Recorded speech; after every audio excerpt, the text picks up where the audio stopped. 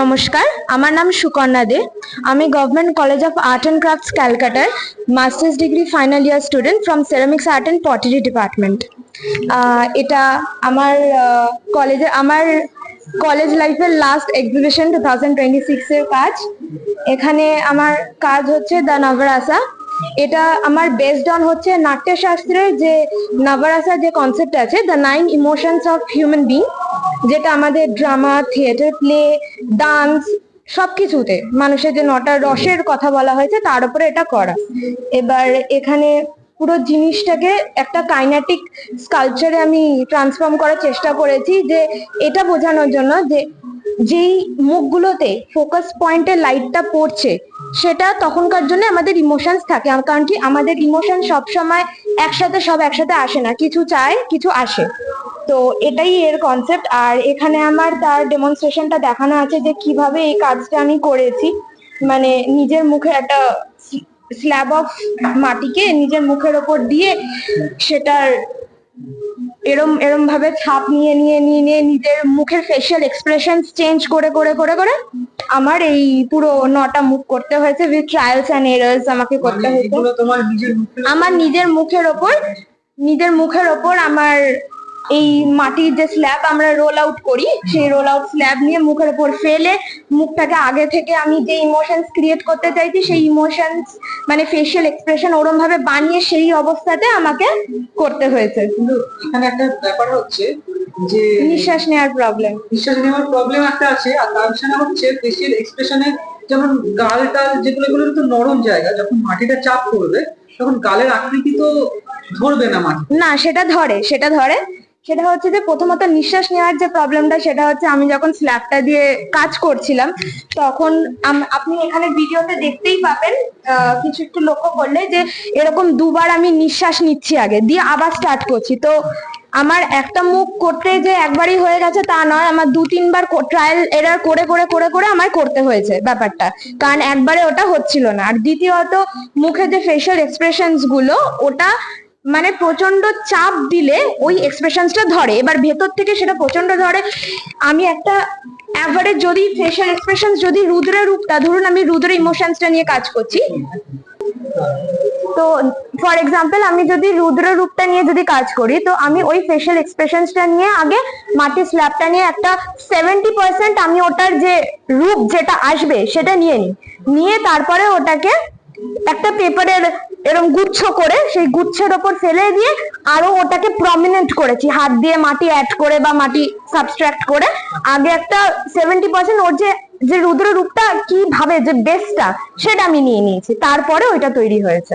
আচ্ছা, আরেকটা ব্যাপার হচ্ছে, যখন তোমার মুখের উপর ফেলা হচ্ছে তখন ছাঁচটা তো ভেতর দিক দিয়ে পড়বে না, ওপর দিক দিয়েও পড়বে।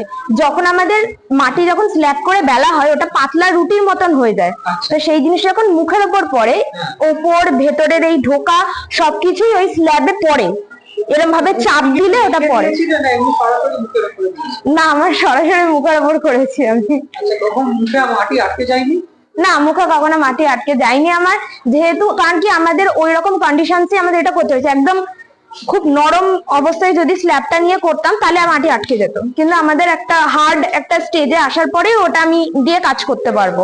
সঙ্গে সঙ্গে স্ল্যাব করে আমায় কিছুক্ষণ রেখে ওটাকে হালকা শক্ত করে তারপরে তবেই ওই শেপটা ধরবে, নয়তো শেপ ধরবে না মাটি। আর এটা কি মানে দিয়ে তারপরে পোড়ানো হয়েছে? হ্যাঁ, এটা আমাদের কলেজে ফার্নেস আছে, ফার্নেসে আমাদের টেরাকোটা করা হয়েছে একবার, তারপরে গ্লেজ ফায়ারিং করে, মানে আমাদের 2বার ফায়ারিং হয়, ফায়ারিং করে আউটকামটা এসছে। ঠিক আছে, থ্যাংক ইউ।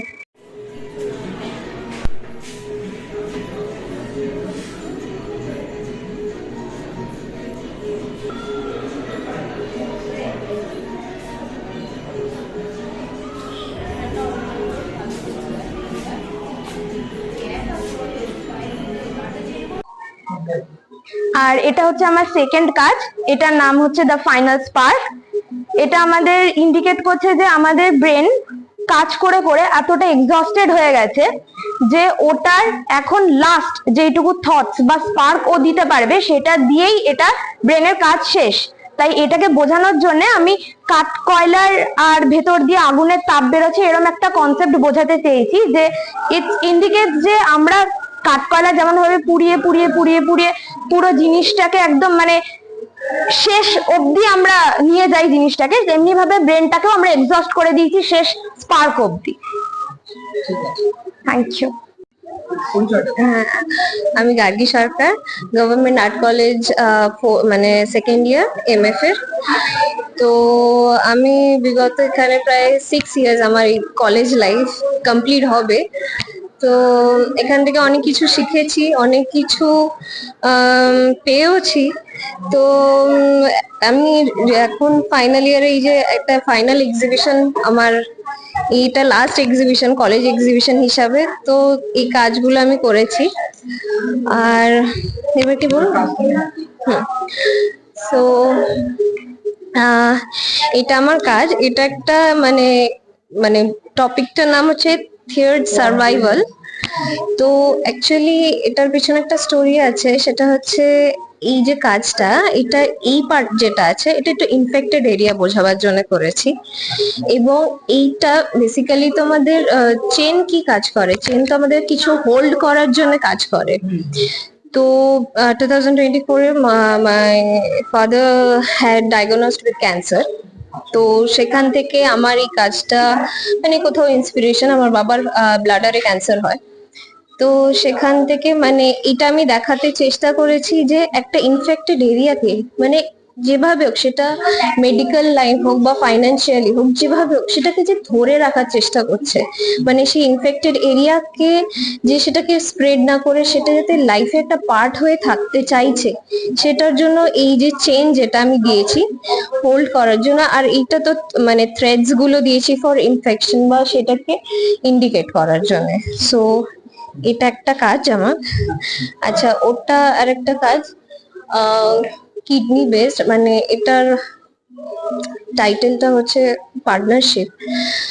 পার্টনারশিপ এই কারণে বলা, যেহেতু আমি আমার বাবার জন্য হসপিটালে আমি বহুবার গেছি, তো এরকম বিভিন্ন পেশেন্টসদের সাথে, শুধু ক্যান্সার পেশেন্ট পার্টির সাথে আমার মিট আপ হয় না, অনেক সময় অনেক যারা কিডনি ডায়ালিসিস হয় এরকম অনেক, বা যাদের ফেলিওর, তো সেখান থেকে সেই সব পেশেন্টদের সাথে আমি কথা বলি। তো মানে এখানে এই যে কানেক্টারটা আমি দেখিয়েছি, তো এই কানেক্টারটা বোঝাতে চাইছে যে একটা বন্ড আমাদের কিডনির ক্ষেত্রে কি হয়, যে সব সময় কিন্তু যে দুটো কিডনি থাকলেই মানুষ সার্ভাইভ করে তা নয়, একটা কিডনিতেও করে।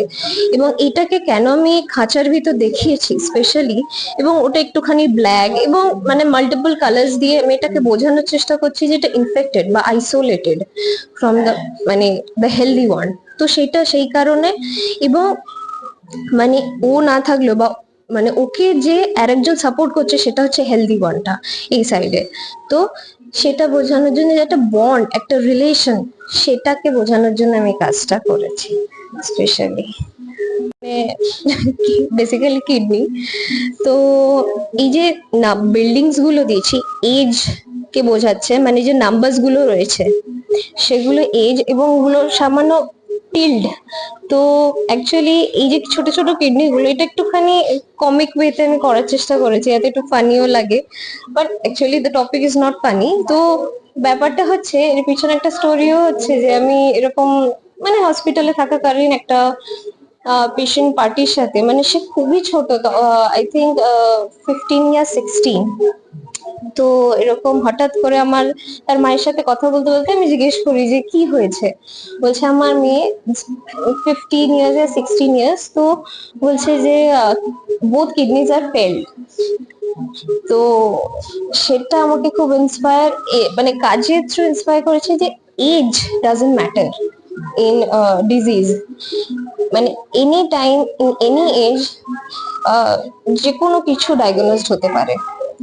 সো এগুলো যে বিল্ডিং এর নাম্বারস গুলো মানে they are expired, they are running towards the end. তো সেই কারণেই কাজটাকে আমার বোঝানো। এবং যে কিডনি অ্যাকচুয়ালি ফিল্ট্রেশন বলা হয় বডি, তো সেটা যে মানে ডেড কখনো, তো বিল্ডিং গুলো সেভাবে করেছি যে লাইফ যখন কোনো কিছু সোজা মানে টিল্ড বা সেটা বেঁকে যায়, যখন কিছু খারাপ হয়ে যায় বা এন্ড হয়ে যায়, সেটা কখনো স্ট্রেট ওয়েতে থাকে না, সেটা অলওয়েজ বেন্ডেড বা কিছুর সাথে। তো সেই কারণে কাজটাকে আমার মানে এখানে এ করা স্কাল্পট করা। Thank you.